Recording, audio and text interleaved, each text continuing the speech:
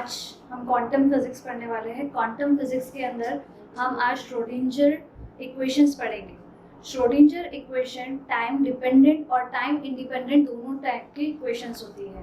तो आज हम इस वीडियो में डिस्कस करने वाले हैं श्रोडिंजर टाइम डिपेंडेंट इक्वेशन। अब ये जो श्रोडिंजर टाइम इंडिपेंडेंट इक्वेशन है क्वांटम फिजिक्स में इतनी इम्पोर्टेंट क्यों रखती है? सपोज कोई पार्टिकल है जो कहीं पे ऑर्बिट में मूव कर रहा है, तो जब हम जितने हमने मॉडल्स पढ़े हैं जिसमें फेमस एक मॉडल है रदरफोर्ड मॉडल, जिसमें इलेक्ट्रॉन्स को एज अ पार्टिकल कंज्यूम करके हमने वो किया है प्रैक्टिकल एनालिसिस। तो लेकिन अब क्या होता है कि डी ब्रॉगली हाइपोथेसिस के अकॉर्डिंग जो भी पार्टिकल्स होते हैं, जो इलेक्ट्रॉन्स होते हैं, जब कोई ऑब्जेक्ट मूव करता है तो वो अपने साथ वेव को भी फॉर्म करता है। तो ऐसे टाइम पर जब हम उस इलेक्ट्रॉन को स्टडी करते हैं कि उसकी पोजीशन कहाँ है, उसकी वेलोसिटी कहाँ है, एक्सेलरेशन क्या है, मोमेंटम क्या होगा, तो वो हम क्लासिकल मैकेनिक्स के नॉर्मल फॉर्म जो F = ma होता है, जिससे नॉर्मली हम एक्सेलरेशन, मोमेंटम, वेलोसिटी निकालते हैं, वो थ्योरी क्वांटम मैकेनिक्स के अंदर एप्लीकेबल नहीं होती। तब यहाँ पर श्रोडिंजर ने एक इक्वेशन दी, उस इक्वेशन से ही हम उस इलेक्ट्रॉन को या उसकी पोजीशन, उसके टाइम, उसके मोमेंटम को फाइंड कर सकते हैं। तो उसको आज हम डी ब्रॉगली के हाइपोथेसिस के अकॉर्डिंग सॉल्व करेंगे और उसको डिराइव करके बताएंगे। तो आप देख सकते हैं हमने एक डायग्राम लिया जिसमें एक इलेक्ट्रॉन है। ये इलेक्ट्रॉन मूव कर रहा है किसी अनदर प्लेस पर, लेकिन जब ये पार्टिकल मूव कर रहा है, पार्टिकल मूविंग के साथ साथ वेव भी फॉर्म हो रही है ट्रांसमिशन के साथ, तब ऐसे इस पे पता करना बहुत मुश्किल होता है कि इलेक्ट्रॉन किस पोजीशन पे होगा, किस टाइम पर कहाँ होगा। तब ऐसी कंडीशन में हमको श्रोडिंजर की इक्वेशंस की बहुत मदद मिलती है, तभी श्रोडिंजर ने एक इक्वेशन को डिराइव किया है। तो अब हम देखें कि डी ब्रॉगली हाइपोथेसिस के अकॉर्डिंग लैम्डा यानी उसकी वेवलेंथ जो होती है h/mv होती है। जो इसकी वेवलेंथ होती है lambda = h/mv। So lambda = h/p because momentum p = mv। सो मैंने यहाँ पे p रखा। अब ये मैं सिर्फ एक डायरेक्शन के अकॉर्डिंग बता रही हूँ, यानी एक ही डायरेक्शन की बात कर रही हूँ, तो मैं इसके बॉटम में लिख देती हूँ x, तो h/px। तो अब यहाँ से मुझे मोमेंटम रखना है, मोमेंटम px = h/λ। सो अब यहाँ पर देखिए हम इस h/λ में 2π का मल्टीप्लाई और 2π का डिवाइड करना है। तो यहाँ पर अगर मैं करूँ h/2π का डिवाइड और 2π का मल्टीप्लाई अपॉन लैम्डा, तो यहाँ पर जब हम क्वांटम मैकेनिक्स की बात कर रहे हैं तो क्वांटम मैकेनिक्स में ये सिंबल होता है h×। ये h× प्लैंक कांस्टेंट होता है। क्वांटम मैकेनिक्स में इसको इससे डिनोट किया जाता है h× से। h के पास एक ऐसी हॉरिजॉन्टल डंडी होती है, तो इसका जो वैल्यू होता है h/2π होता है। तो अब h/2π मुझे यहाँ पर भी नजर आ रहा है, तो px = h× × 2π/λ। ठीक है, तो 2π/λ ये k से डिनोट होता है। ये k प्रोबेबिलिटी कांस्टेंट होता है, यानी प्रोबेबिलिटी को शो करता है। तो ये प्रोबेबिलिटी कांस्टेंट अगर मैं यहाँ रख दूं तो px = h× × k। ठीक है, तो ये मोमेंटम p x कोऑर्डिनेट के लिए h× × k। यहाँ से अगर मुझे k का वैल्यू चाहिए तो ये क्या हो जाएगा, px/h× = k। ये मेरे पास k का वैल्यू आ गया। ठीक है, अब अकॉर्डिंग टू क्वांटम मैकेनिक्स,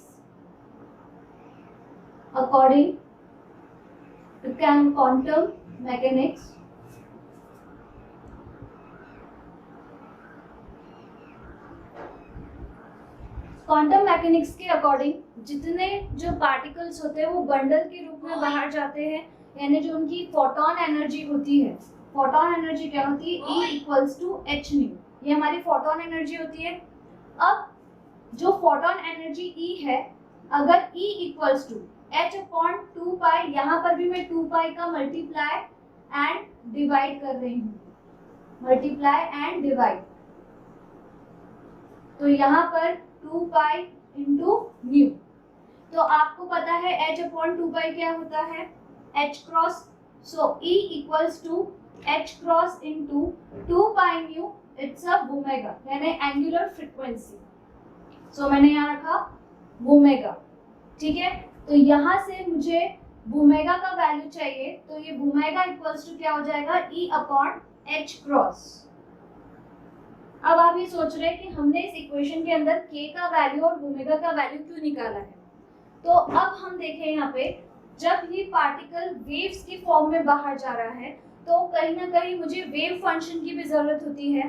तो इस पूरी इक्वेशन को सॉल्व करने के लिए वेव फंक्शन जो होता है, जिसको डिनोट किया जाता है साई से, इसे बोला जाता है जाई.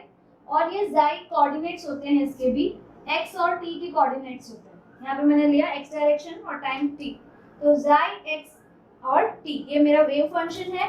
वेव फंक्शन का जो फॉर्मूला होता है वो यहाँ पर होता है a e iota omega t minus k x. ये हमारे पास साई फंक्शन होता है. ठीक है, अब इस साई फंक्शन में हमें क्या करना है, यहाँ पर आप देख सकते हो ओमेगा और यहाँ पर k का वैल्यू दिया हुआ है. तो अब हम ओमेगा और k का वैल्यू यहाँ पुट करेंगे. तो ओमेगा का वैल्यू हमारे पास क्या है, e by h cross, and k का जो वैल्यू है वो हमारे पास है px अपॉन h क्रॉस. ठीक है, ये वैल्यू अब हम इस इक्वेशन में पुट करने वाले हैं हमारे नेक्स्ट इसमें. जैसा कि हमने देखा यहाँ पे साई एक्स टी का ये फंक्शन है, यहाँ पर हम ओमेगा और k का वैल्यू पुट करेंगे. तो अब हम कर रहे हैं psi X T coordinate a e की पावर i, ओमेगा की वैल्यू क्या है हमारे पास, e by h cross into t, minus k का वैल्यू हमारे पास क्या है, px upon h cross into x. ये हमारी वैल्यू है. यहाँ इक्वेशन के ब्रैकेट में देखो h क्रॉस अगर मैं कॉमन निकाल दूं तो यहाँ क्या होगा, a e i upon h cross bracket में e t minus px into x.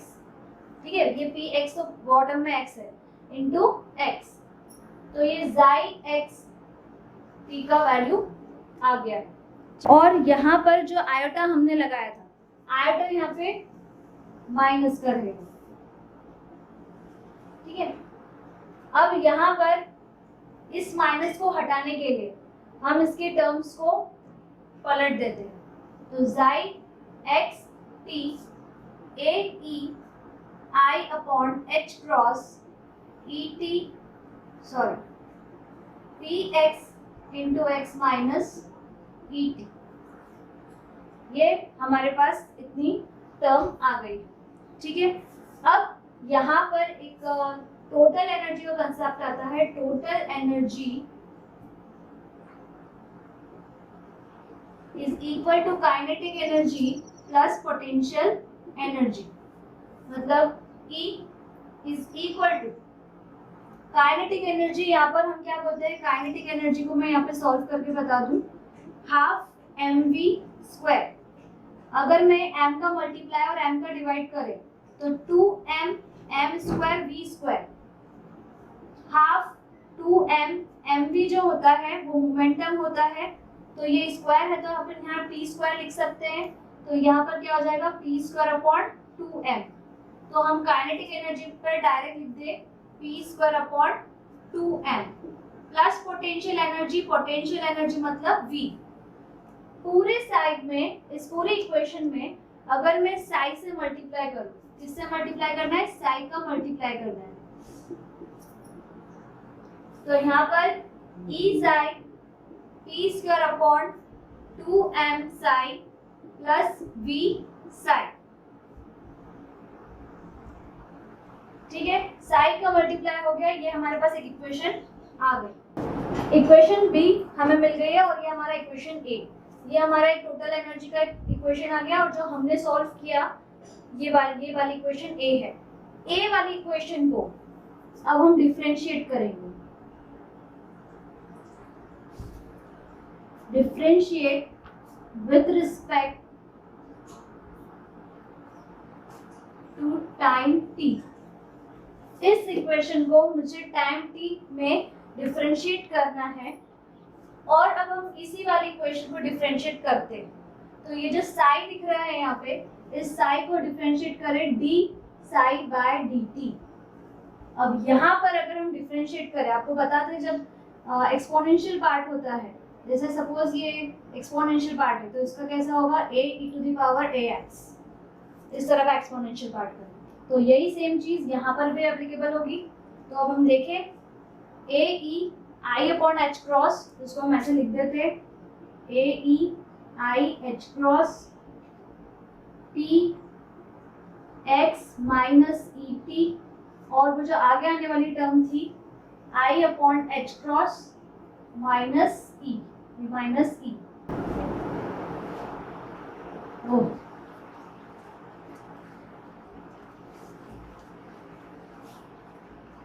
a e i upon h cross p x dot x minus e t i by h cross minus e, ये हमारा term आ गया है d psi upon dt का।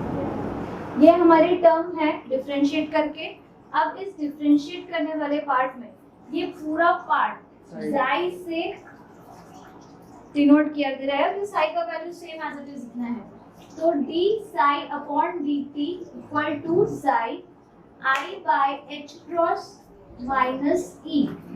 अब ये जो minus है, ठीक है, यहाँ पर मैं अगर i का मल्टीप्लाई और i का डिवाइड कर दूं, i का मल्टीप्लाई i का डिवाइड कर दिया जाए तो i स्क्वायर होता है -1। So d psi upon dt psi -1 into minus e upon में i h क्रॉस, तो ये माइनस पूरा कंप्लीट होके हो जाएगा psi e by i h cross d psi upon dt। तो यहाँ पर साई e का जो वैल्यू है वो आ जाएगा और ये i h क्रॉस यहाँ जाएगा, तो i h cross d psi upon dt Sai e। ये साई e वैल्यू मेरे पास यहाँ पर आ गई, साई e की वैल्यू, ठीक है, ये वैल्यू आ गई साई e की वैल्यू। अब हम डिफरेंशिएट करेंगे विद रिस्पेक्ट टू x, और विद रिस्पेक्ट टू x में p स्क्वायर की वैल्यू चाहिए, यानी हमें x के रिस्पेक्ट में साई को डबल डिफरेंशिएट करना है, ठीक है। क्यों? क्योंकि p स्क्वायर दिया हुआ है, ठीक। तो अभी ये हमारा differentiate with respect to t था, जिसको आपको अच्छे से समझ में आया होगा। कोई डाउट हो तो आप कमेंट सेक्शन में बोल सकते हैं यहाँ पे, ठीक है। तो अब हम आगे बढ़ते हैं। अब हम differentiate with respect to x की बात कर रहे हैं, यानी इसी इक्वेशन को हमें अब x के रिस्पेक्ट में डिफरेंशिएट करना है, और मुझे कौन सा वैल्यू चाहिए? p स्क्वायर का वैल्यू चाहिए। तो हम कितनी बार डिफरेंशिएट करेंगे? 2 टाइम्स। तो अब हम फर्स्ट टाइम कर रहे हैं d psi upon dt, same जैसा हमने e के लिए किया था वैसा ही हम कर रहे हैं यहाँ पे। तो यहाँ पे वैल्यू क्या है? a e i upon h cross p x minus e t। अब जब हमने डिफरेंशिएट करा तो हमें मिला i upon h cross p, ठीक है। तो हमें ये वैल्यू मिल गई d साई अपॉन dt की। अब हमें क्या करना है? d साई अपॉन dt, इतने पूरी वैल्यू को हमने साई मान लिया, i अपॉन h क्रॉस और ये है p, ठीक। अब क्या होगा कि इसको एक और बार डिफरेंशिएट करना है, तो एक और बार डिफरेंशिएट करेंगे d square psi upon dt square, sorry d psi upon dx square, क्योंकि ये x के रिस्पेक्ट में है, ठीक है। और Sai i upon h cross dot p को अगर मैं डिफरेंशिएट करूं तो यहाँ होगा d साई अपॉन dt। देखिए d square psi upon dx square equals to, इसका डिफरेंशिएट करेंगे d psi upon dt i upon h cross into p, because ये कांस्टेंट है इसलिए ऐसा लिखा है। और d साई अपॉन dt की अभी हमने वैल्यू ये वाली निकाली थी, ये वाली, तो ये वाली यहाँ पे पुट कर देंगे। तो d square psi upon dx square equals to d psi upon dt के लिए क्या हो जाएगा? i upon h cross into p, और ये हो जाएगा साई, और यहाँ पे already i h cross into p था तो मैं इसको दोनों का स्क्वायर लगा दूं, i square h cross square और p स्क्वायर, और ये हो जाएगा साई। तो यहाँ पर देखिए p स्क्वायर साई तो मुझे मिल रहा है यहाँ पे, तो पी स्क्वायर साई जैसा का वैसा रहेगा और इसको हम टर्म को यहाँ लेकर जाएंगे। लेकिन आई स्क्वायर क्या होता है, आपको पता है -1 होता है, तो आई स्क्वायर होता है -1, तो हम यहाँ रख देते हैं D square psi upon D x square equals to -1 upon H cross square into P square psi. तो ये एच स्क्वायर का आ जाएगा यहाँ पर, तो ये माइनस का H cross square D square psi upon D x square equals to P square psi. तो इस इक्वेशन के मुताबिक मेरे पास ई साई का वैल्यू है और P square upon 2m Sai का भी वैल्यू मेरे पास आ गया है। ठीक है, तो अब हम ये वैल्यू यहाँ पे लिख लेते हैं। इसका पी स्क्वायर साई का क्या दिया हुआ है, minus H cross square D square psi upon D x square. तो हमारे पास ये दो वैल्यू आ गई है, इन दोनों वैल्यू को इस इक्वेशन में पुट करना है। तो इस इक्वेशन में पुट करते हैं। सो अब इस इक्वेशन में हम पुट कर रहे हैं ई साई का वैल्यू जो है वो है I H cross D psi upon D T equals to minus H cross square upon 2m D square psi D x square plus we psi. तो ये वैल्यू, ये इक्वेशन हमारी बनती है श्रोडिंजर डिपेंडेंट इक्वेशन। तो ये हमारी थी श्रोडिंजर डिपेंडेंट इक्वेशन। अब ये श्रोडिंजर डिपेंडेंट इक्वेशन जो टाइम डिपेंडेंट है वो 1D के लिए है। अब अगर मुझे इसी तरह सा इसको 3D में इक्वेशन बनानी है तो 3D में इक्वेशन कैसे बनेगी, i H cross D psi upon D T equals to minus H cross by 2m D square psi upon D x square x की रिस्पेक्ट में plus d square psi upon d y square plus d square psi upon d z square plus we Sai.